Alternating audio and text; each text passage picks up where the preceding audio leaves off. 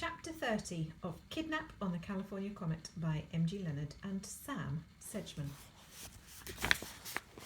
A double crossing. "I'll settle this right now," Jean said, jumping up and grabbing Hal by the shoulders, "by throwing the little know-it-all off the train."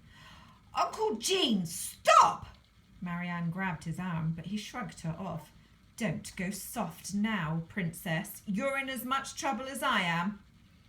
At the back of the curved lounge was a door which opened out over the tracks.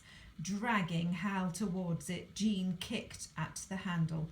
It swung open and the clattering sound of wheels on metal flooded in. Marianne cried out, "This isn't the plan!" "Neither is turning ourselves in," shouted Jean. "I never said we'd hand ourselves in," Marianne yelled. "Just let me think." "I'm done with thinking," Jean growled.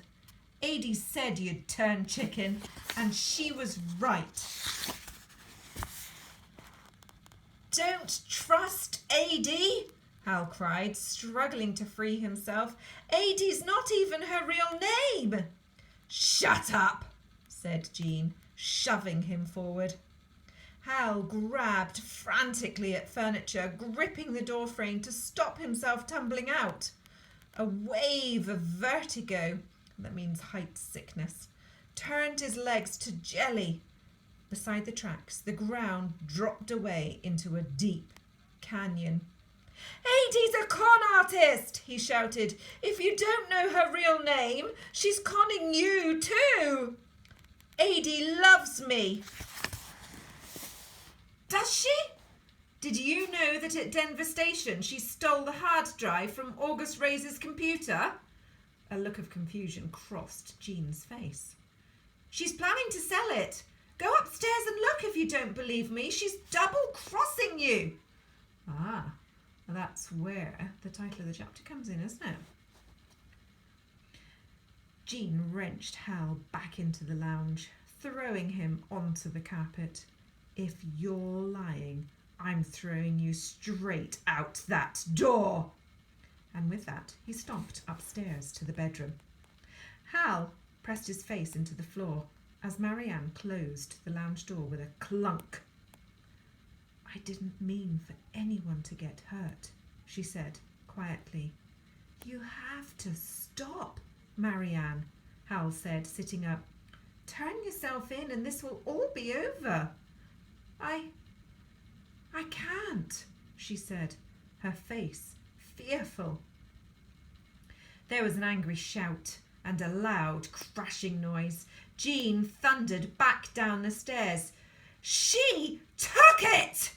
he spat. "Double-crossing, thieving woman!" Double-crossing means you think that they're working for you, but actually they're working for someone else. He jabbed a finger at Marianne. "Did you know about this?" "Of course not," Marianne scowled. "Adie's your friend. You got her involved." "Women!" Jean shook his head and rolled up his sleeves. "You're all sweet smiles and promises of marriage in Mexico, but when a man's head is turned, you throw him to the hounds." "How do I know you weren't planning to let me take the fall this whole time?" "Because, Uncle Jean, we're family." Marianne's face was serene. Hal's heart sank as she walked over to the bar and opened a drawer, taking out a small silver pistol. She handed it to him. "And I'm on your side." Hal suddenly felt very afraid. "Marianne, no," he said, his mouth turning dry. "Take him hostage," she said coldly, pointing at Hal. "We can use him as insurance." "Smart cookie." Jean smiled, a look of admiration on his face. "I got just the thing for taking care of insurance." He put his hand in his pocket and pulled out a pair of handcuffs. As he did, Hal saw a tiny silver key tumble to the carpet. "What do you have those for?" Marianne frowned. "Like I said, Ady thought you'd turn chicken, he replied. Mr. Jackson, Hal picked up the key, holding it up. You dropped this. Hand it over, said Jean, waving the handcuffs threateningly. Of course. Hal passed the key from his right hand to his left and put it into Jean's waiting palm. Isn't that a bit odd to pass Jean the key? Presumably that's for the handcuffs. Jean shoved it in his pocket, then clapped a handcuff on Hal's wrist. He dragged him backwards to the staircase, passed the cuffs round the brushed aluminium banister and locked the open cuff onto Hal's other wrist. Hal slid down to sit on the bottom stair with both his arms fastened behind his back and fastened behind that banister rail. Now, said Jean, turning to Marianne, we got to make sure that ransom money's been paid. I'll call from the payphone when we reach the next station. And there was a screech of metal, and the Silver Scout juddered, making Jean and Marianne stumble. The California Comet was slowing down on a wide curve of track. What was that? Marianne looked about, clearly scared. We're nowhere near the next station. Sirens blasted. Craning his neck to look through the panoramic window, Hal saw a line of police cars driving down a dirt road that cut across the track, throwing up clouds of yellow dust as they skidded to a stop. You lied! Jean shouted at Hal. It's not too late to give yourself up, Hal said to Marianne, ignoring Jean. I've already made my decision, she replied.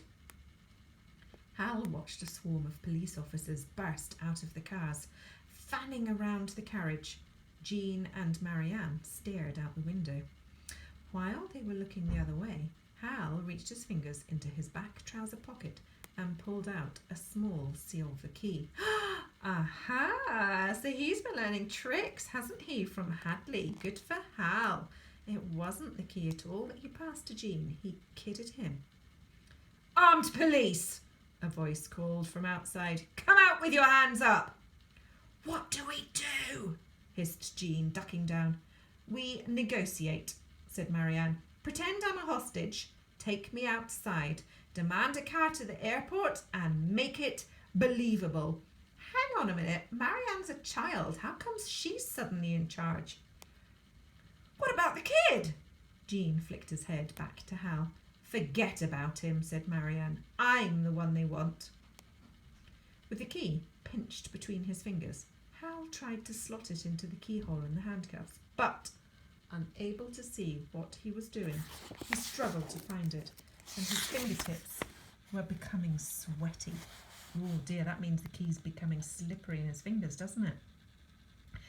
If Houdini did this underwater, he thought, I can do it too. Oh, Houdini is the magician on Hadley Sweatshirt, isn't he? He used to do the most amazing escapes, and as Hal said, sometimes even when he was chained up underwater. Okay, said Jean, getting to his feet. You ready? Not waiting for an answer, he grabbed Marianne around the waist, kicked open the door once more and shouted, I want to negotiate. I got Marianne Razor right here. Don't you think about trying anything. He held up the gun. I want a car to the airport in 10 minutes or I'll shoot her. He pulled Marianne back into the carriage and slammed the door shut, just as Hal felt the key slot into the lock. What are you looking at? Marianne asked Jean, who was staring hard at her, his gun still pointing at her chest. Why pretend you're my hostage when you can be for real? Jean leered at her. Uncle Jean! Hal turned the key and, with one hand loose, quickly freed his other, letting the handcuffs fall silently onto the carpet. I don't see why I should split the ransom, Jean continued. I'm the one with the gun, and I'm getting sick and tired of being ordered about by a kid. Marianne looked frightened, and Jean sneered.